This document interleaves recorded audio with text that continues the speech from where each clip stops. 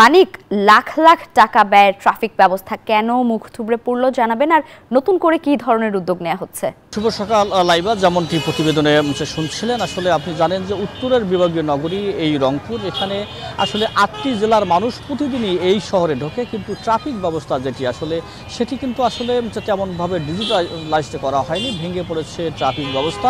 আপনাকে যদি বলি যে সিটি কর্পোরেশন থেকে 2022 সালে 34 লাখ টাকা ব্যয়ে ট্রাফিক সিগন্যালের ব্যবস্থা সিগন্যাল বাতিল ব্যবস্থা করা হয়েছিল, সেটি কিন্তু আসলে অর্থাৎ নষ্ট হয়ে গেছে উদ্বোধনের 1 মাস পরেই। এরপরেই আসলে অর্থাৎ মান্দাতা আমলের যে হাত দিয়ে ইশারা, এই ইশারায় কিন্তু চলছে ট্রাফিকের যে অর্থাৎ কার্যক্রম। আপনি দেখতে পাচ্ছেন যে আড়াআড়িভাবেই চলছে গাড়িগুলো। নগরী জাহাজ কোম্পানি মোড়ের চিত্র এটি, কেউ সিগন্যাল মানছে না। আপনি দেখছেন যে ট্রাফিক দাঁড়িয়ে আছে কিন্তু সিগন্যাল কেউ মানছে না, অর্থাৎ কে আগে যাবে এবং সেটি কিন্তু তার প্রতিযোগিতা এই শহরেই চলে। অর্থাৎ বেলা যতই বাড়বে ততই কিন্তু এই নগরীতে জ্যামও তত বাড়বে। আপনি দেখছেন যে রিক্সাগুলো চলছে আড়াআড়িভাবে, এছাড়া অন্যান্য যে যানবাহনগুলো রয়েছে সেগুলো কিন্তু আড়াআড়িভাবে চলছে।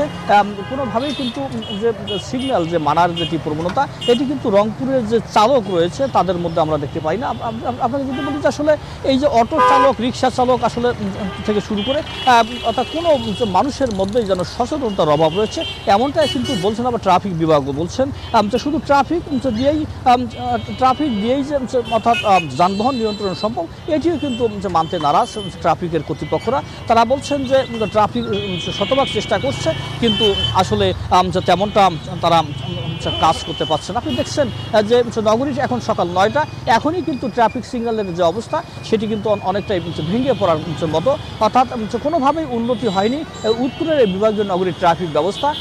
অর্থাৎ ঘন্টার পর ঘন্টা জ্যাম লেগে থাকে, আর জনজীবন নাকাল হয়ে পড়ে অর্থাৎ যানজটে। এই পরিস্থিতিতে আসলে সচেতন মহল দাবি করছেন যে সিগন্যাল বাতি যেটি নষ্ট হয়েছে, এটি আসলে রাষ্ট্রের অর্থ অপচয় হয়েছে। রাষ্ট্রের অর্থ অপচয় না করে অর্থাৎ ভালোভাবে সিগন্যাল বাতি স্থাপন করে ট্রাফিককে প্রশিক্ষণ দিয়ে অর্থাৎ এই ট্রাফিক ব্যবস্থাকে উন্নত করার দাবি জানিয়েছেন রংপুরের অর্থাৎ স্থানীয় বাসিন্দারা, রংপুর নগরীর সুশীল সমাজের প্রতিনিধিরা।